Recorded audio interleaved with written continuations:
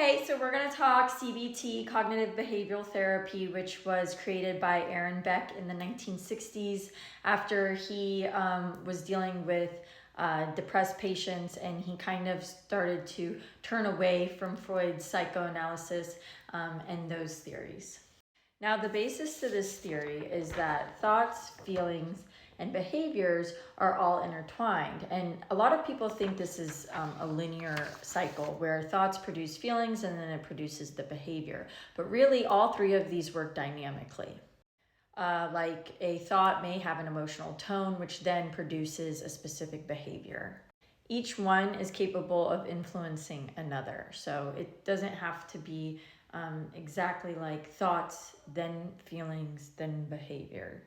Within this, there's a cognitive structure and there's different levels. So at the surface level, it's called automatic.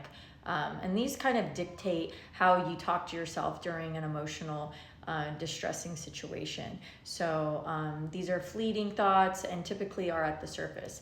Then we go down to the intermediate thoughts, and these kind of manifest in conditional terms, saying, if I do this, then this will happen. And those are kind of your beliefs in the middle before you get to your schema, which is your deep core belief, which is more stable in what you actually believe about yourself. So it's harder to change. So that's why CBT therapists start with automatic thoughts, because they feel as if that they can change those surface level fleeting thoughts. Now, CBT therapists like to assign homework, and one specific homework assignment that they like is a thought log. So one is to record a situation and then record the emotion and the automatic thought that they had during that situation. From there, they're going to classify the distortion. So they might say, I was catastrophizing.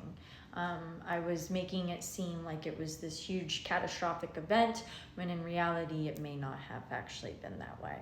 Once you do that, they want you to replace that thought with a more adaptive one, a more rational thought.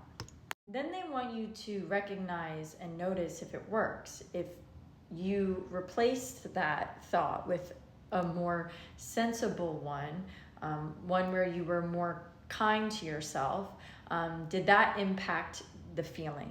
Did that impact the initial emotion? So that's just the rundown of CBT. I really think that using it in a multi-approach situation is helpful because it is solution-oriented. It can really attack those focal points that you really want to address.